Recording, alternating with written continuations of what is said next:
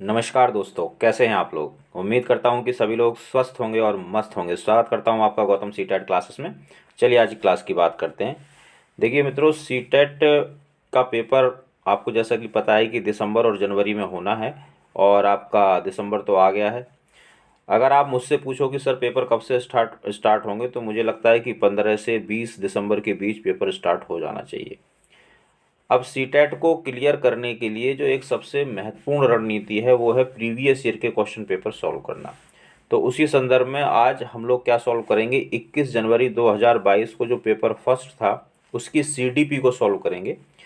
और इसमें हम 15 क्वेश्चन को आज सॉल्व करेंगे और 15 का वीडियो कल आपको मिल जाएगा।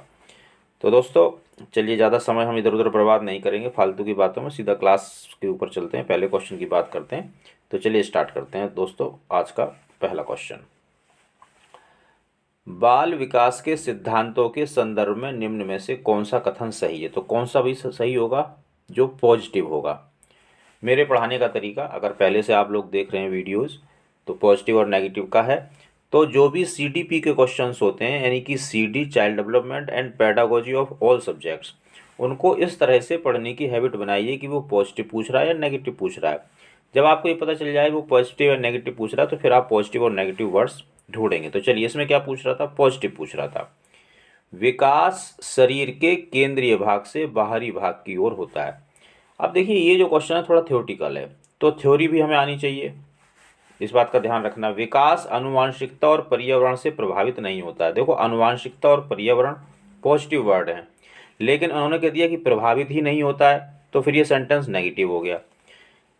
ऐसे क्षेत्र में विकास का अन्य क्षेत्रों के विकास पर कोई प्रभाव नहीं पड़ता है। तो मैं, अगर आप विकास के सिद्धांत पढ़ेंगे तो उसमें आप देखेंगे कि विकास का एक क्षेत्र, अगर आपका शारीरिक विकास बहुत अच्छा है तो आपका मानसिक विकास भी अच्छा होगा, सामाजिक विकास भी अच्छा होगा, संवेगात्मक विकास भी अच्छा होगा। यानी कि विकास के जो पहलू हैं एक दूसरे से जुड़े हुए हैं। लेकिन ये वाला जो सेंटेंस है वो ये कह रहा है कि विकास जो होता है वो अन्य क्षेत्रों पर कोई प्रभाव नहीं डालता। तो ये बात उन्होंने गलत कही है। विकास पूर्णतः संख्यात्मक है और इसे सटीक रूप से मापा जाता है। देखिए, विकास संख्यात्मक तो है, यानी कि इसकी संख्या बताई जा सकती है, लेकिन संख्यात्मक होने के साथ साथ ये गुणात्मक भी है। गुणात्मक और संख्यात्मक दोनों है, परंतु ये जो ऑप्शन है वो ये कह रहा है कि पूर्णतः संख्यात्मक है, तो ये बात गलत कह रहा है। तो ये तीन चीजें तो गलत हो गई। तो आंसर क्या बचा, विकास शरीर के केंद्रीय भाग से बाहरी भाग की ओर होता है। इसको थोड़ा सा और समझेंगे क्योंकि ये थ्योरी का क्वेश्चन है। देखिए, विकास के सिद्धांत में अगर हम दिशा की बात करें, तो दिशा के रूप में विकास दो तरह से होता है। नंबर एक, सिर से पैर की तरफ, सिर से पैर की तरफ, एक तो दिशा का ये सिद्धांत है। और दूसरा सिद्धांत है शरीर के केंद्रीय भाग से बाहरी भाग की ओर, यानी कि आपकी जो रीढ़ की हड्डी है, रीढ़ की जो हड्डी है, रीढ़ की हड्डी के पास जो पार्ट्स होंगे उनका विकास पहले होता है और जो दूर होते हैं उनका विकास बाद में होता है। तो इसे हम कहते हैं शरीर के केंद्रीय भाग से बाहर की तरफ। तो ये देखिए, क्वेश्चन एक्चुअली थ्योरी का था, तो थ्योरी के हिसाब से मैंने आपको समझा दिया। अगला प्रश्न देखेंगे, बच्चों में भाषा विकास किससे प्रभावित होता है। भाई पॉजिटिव चीज से प्रभावित होगा, तो पॉजिटिव ढूंढ लेते हैं। केवल नेगेटिव, अनुवांशिकता और पर्यावरण दोनों से। जहाँ पे भी अनुवांशिकता और पर्यावरण आ जाए वो पॉजिटिव है। ये कह रहा है ना अनुवांशिकता ना पर्यावरण, तो ये तो दोनों ही इसने हटा दी, तो बिल्कुल नेगेटिव हो गया। तो आंसर हो गया सी, सिंपल सा है। अगला देखेंगे, एक प्रगतिशील कक्षा में क्या होना चाहिए, पॉजिटिव चीज होनी चाहिए, नेगेटिव नहीं होनी चाहिए, ध्यान रहे। केवल मूक श्रवण को प्राथमिकता देता है, केवल नेगेटिव। अधिगमकर्ता की व्यक्तिगत विभिन्नताओं का सम्मान करता है। देखो, अधिगमकर्ता कौन है, बच्चा, बच्चे का सम्मान करना पॉजिटिव होता है, अंक नेगेटिव होता है। अधिगम के व्यवहारवादी सिद्धांतों पर निर्धारित होता है, सिद्धांत नेगेटिव है। अब देखिए, ये नेगेटिव पॉजिटिव क्या है, ये वही शब्द हैं जो मैं बताता हूँ कि ये नेगेटिव है वो पॉजिटिव है। और मेरे बताए हुए सारे वर्ड्स सीडीपी, यानी कि child development and pedagogy of all subject में पॉजिटिव है तो पॉजिटिव रहेगा, नेगेटिव है तो नेगेटिव रहेगा। अगर पेपर फर्स्ट की बात करूँ तो 90 नंबर का पोर्शन ऐसा होता है जो सिर्फ पॉजिटिव और नेगेटिव से सॉल्व हो जाएगा।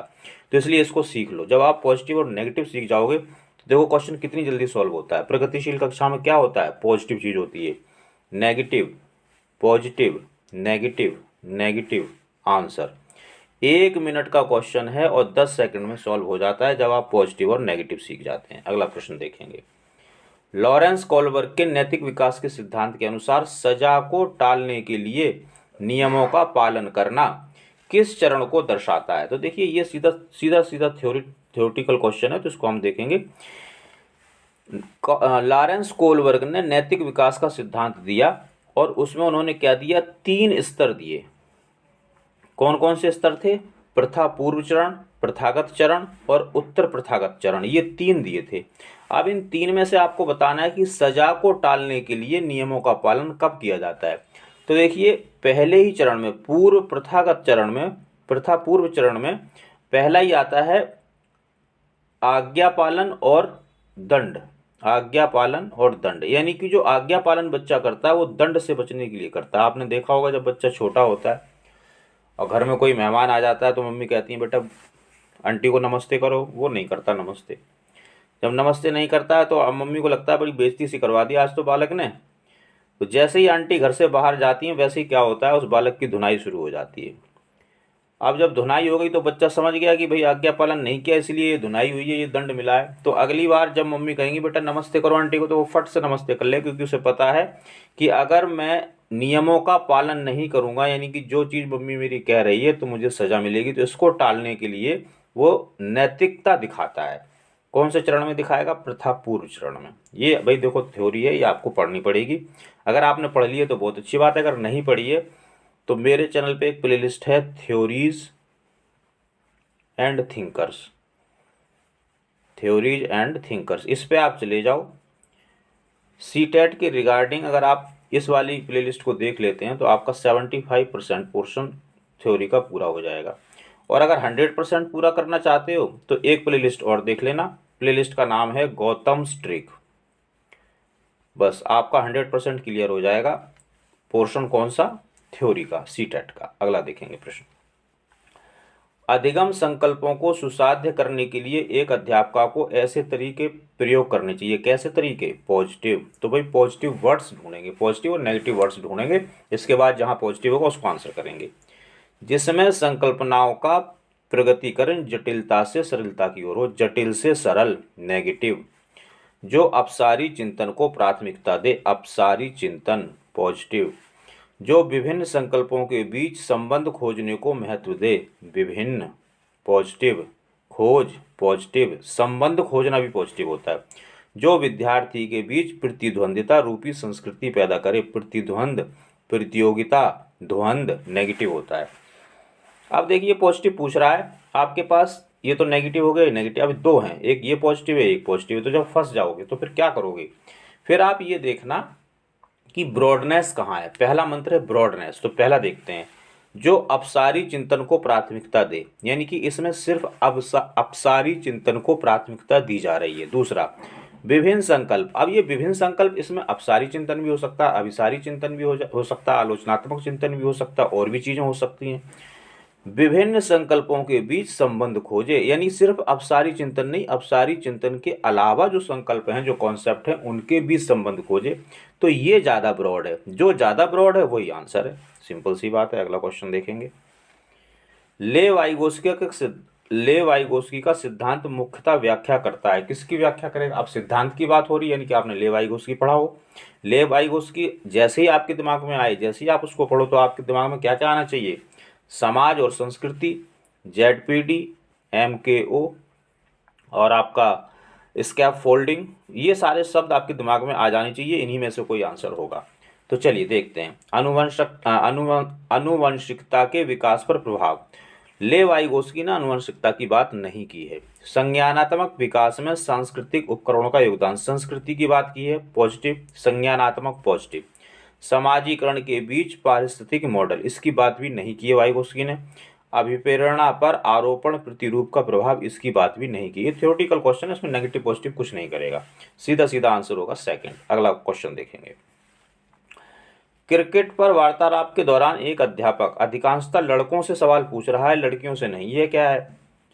जेंडर रूढ़िबद्धता, जेंडर पक्षपात, जहाँ पे भी आए समझ लो वो आंसर ही होता है। हालांकि ये नेगेटिव चीज़ है, लेकिन आप इसे अपने लिए पॉजिटिव माने, क्योंकि जब भी ये ऑप्शन में आएगा आंसर बन के आता है। देखिए, जेंडर पक्षपात या जेंडर रूढ़िबद्धता क्या होती है कि किसी वस्त्र को, किसी नौकरी को, किसी खेल को, किसी व्यवसाय को किसी खास जेंडर के साथ जोड़ देना लैंगिक रूढ़िबद्धता या जेंडर पक्षपात कहलाता है। अब इस अध्यापक को ये लगता है कि जो क्रिकेट है वो सिर्फ लड़कों के खेलने की चीज़ है, लड़कियों के खेलने की चीज़ नहीं है, इसलिए वो लड़कों से सवाल कर रहा है, तो वो जेंडर पक्षपात कर रहा है आंसर। अगला प्रश्न देखेंगे। बाल केंद्रित कक्षा में एक अध्यापिका किसको महत्व देगी? पॉजिटिव चीज को महत्व देगी भाई। तो पॉजिटिव वर्ड्स ढूंढिए। निरंतर वस्तुनिष्ठ रूपी परीक्षाओं को, परीक्षा नेगेटिव।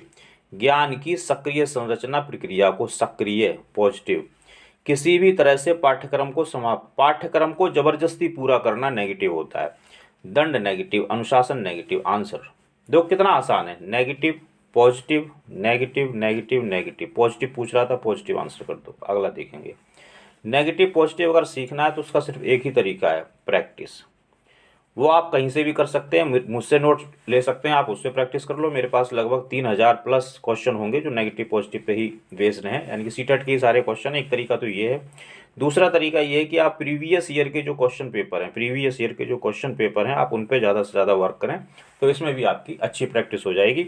बस आपको क्या करना है, पॉजिटिव और नेगेटिव वर्ड्स याद करने हैं। याद करने का तरीका क्या है, जो भी आप क्लास देख रहे हो, जैसे अभी ये सीडीपी की क्लास है, तो सीडीपी की क्लास 1 से देखना स्टार्ट करो आप। ज़्यादा नहीं, 50 क्लासें हैं। रोज भी अगर आप 5 क्लासें देखोगे तो 10 दिन में ख़त्म हो जाएगा। जब आप क्लास 1 से देखना शुरू करेंगे तो आपको पॉजिटिव और नेगेटिव समझ में आ जाएंगे।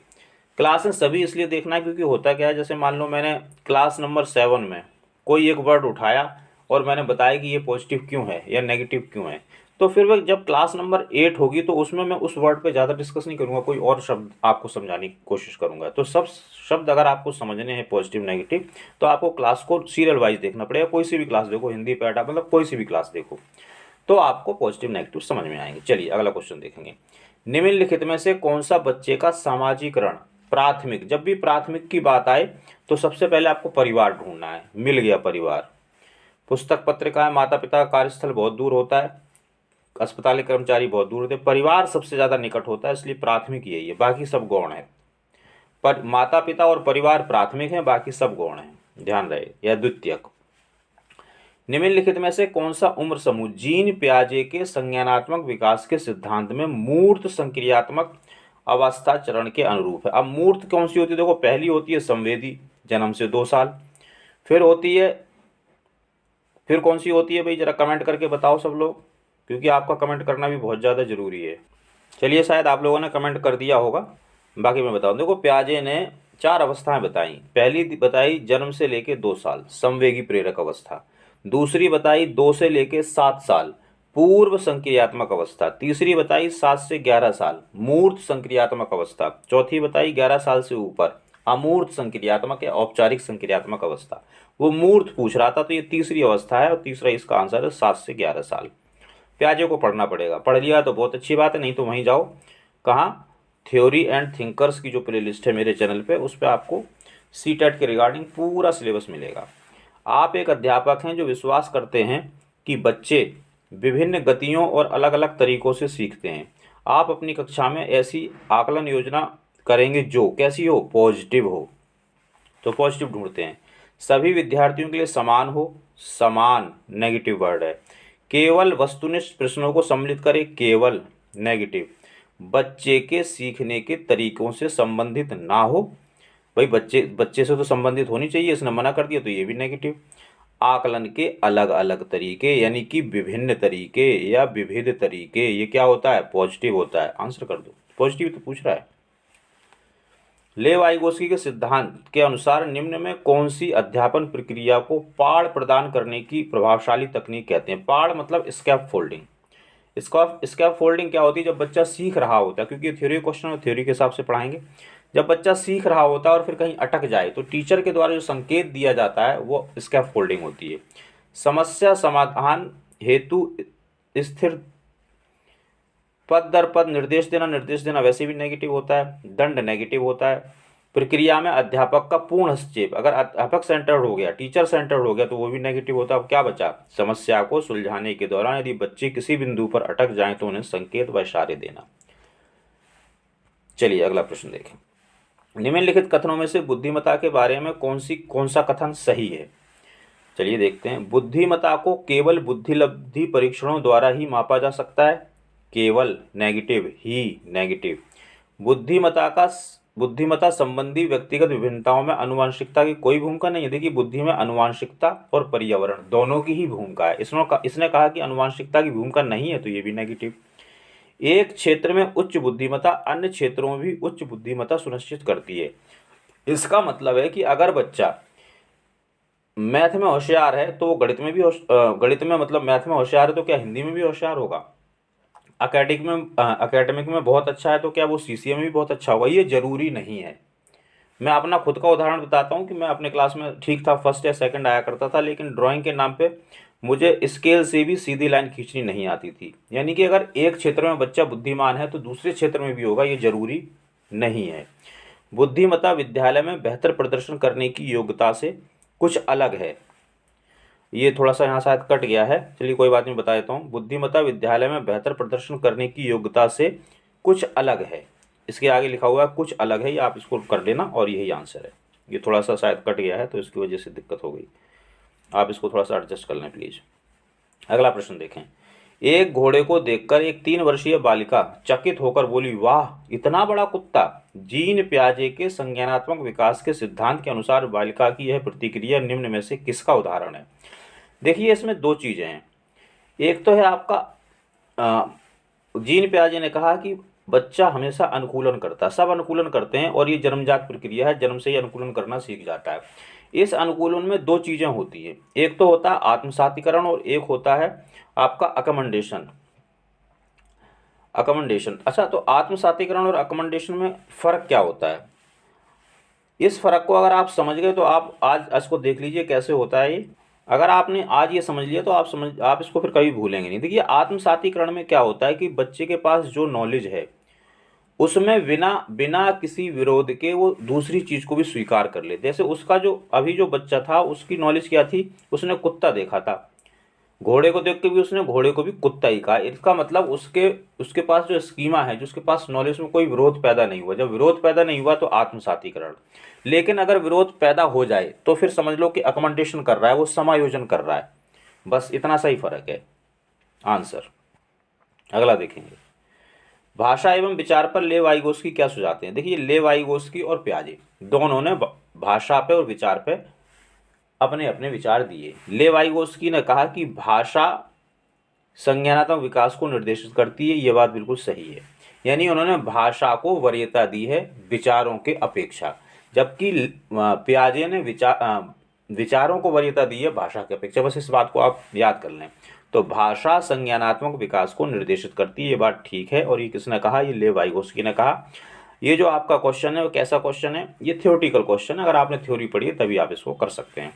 तो मित्रों, जो प्रीवियस ईयर का क्वेश्चन पेपर है जो मैं आज करा रहा हूँ, इसके मैंने आपको 15 क्वेश्चन करा दिए हैं। बाकी जो 15 क्वेश्चन है वो आपको कल मिलेंगे, आप वेट कीजिए थोड़ा सा। अगर क्लास आपको अच्छी लगी है दोस्तों तो चैनल को सब्सक्राइब करें, लाइक करें, कमेंट करें, शेयर करें। देखिए, लाइक जब आप करते हैं तो मेरा थोड़ा हौसला बढ़ता है, मैं कोशिश करूंगा कि आपके लिए और अच्छा करूं।